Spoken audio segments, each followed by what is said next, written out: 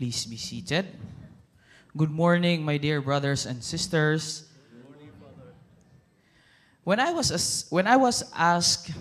still a seminarian, I was asked in a particular interview. I was not able to recognize what particular context was that, but it was an interview for an article. I was asked. I was a third-year college seminarian then. What is priesthood for you? And a typical answer from a seminarian I gave. Priesthood is a life of service and sacrifice. Period.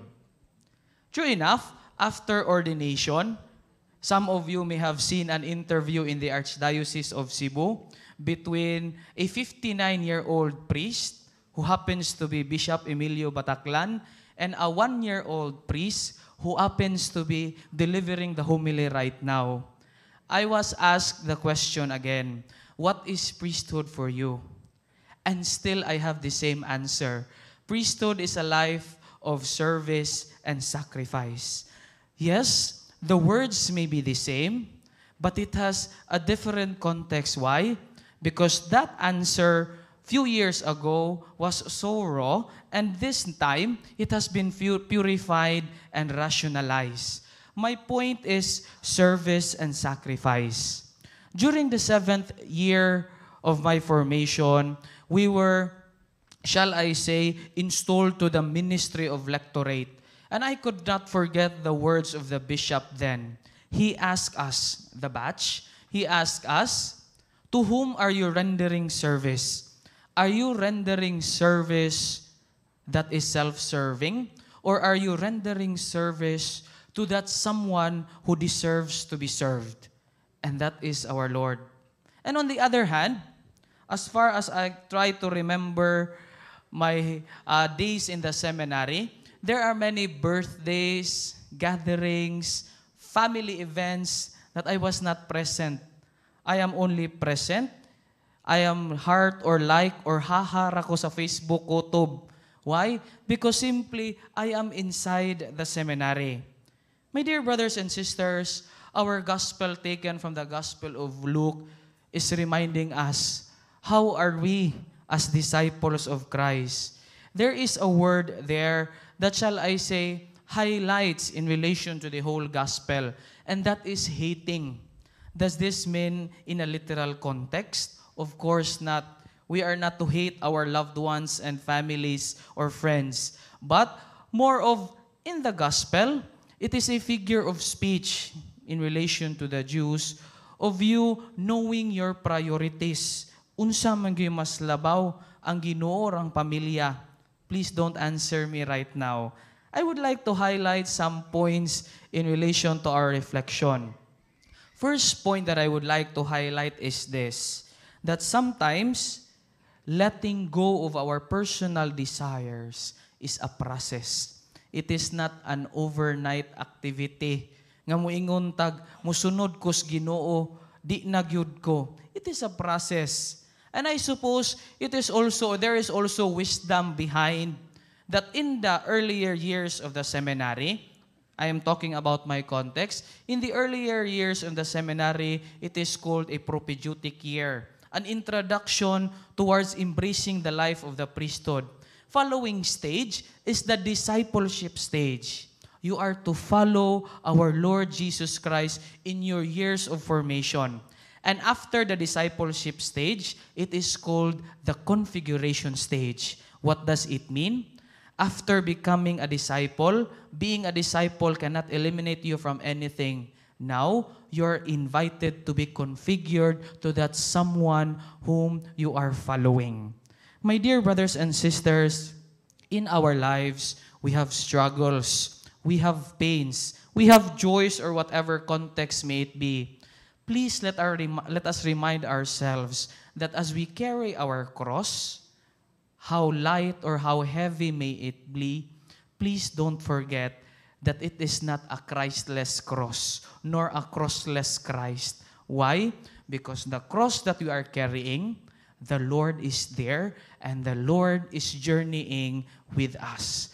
Please don't forget that it is not a Christless cross.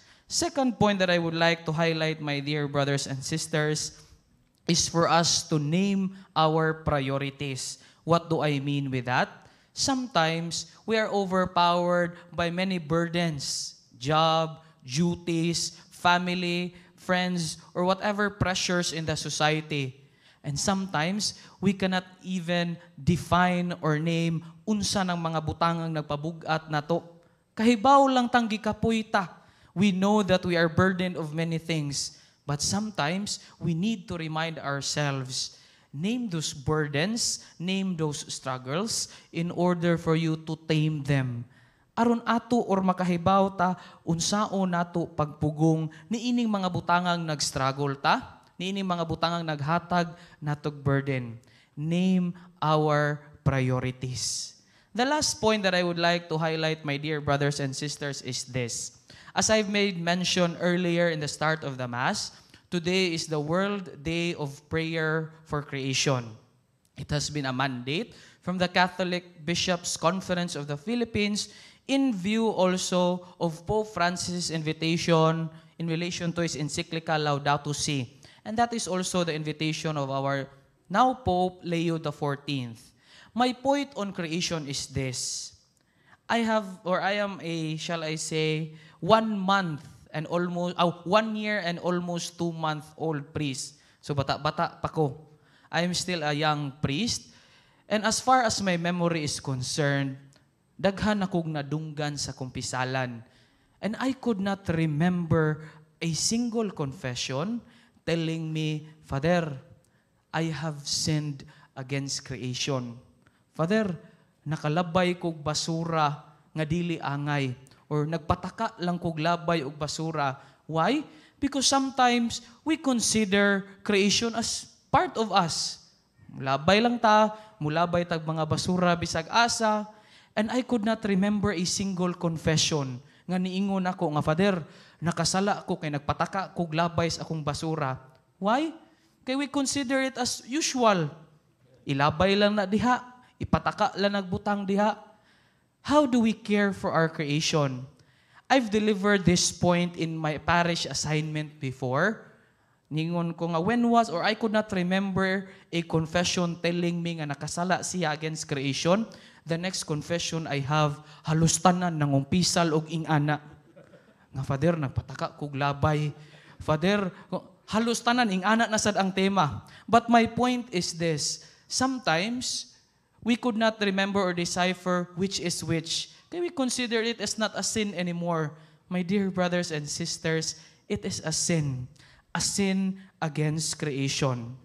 Yes, in this world full of uncertainties, in this world full of many burdens, joys, or whatever may it be, please let us remind ourselves that as disciples, as followers of Christ, we are invited first to let go of our personal duties. Second, to name our struggles and burdens.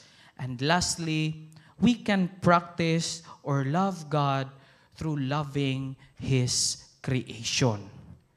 Amen.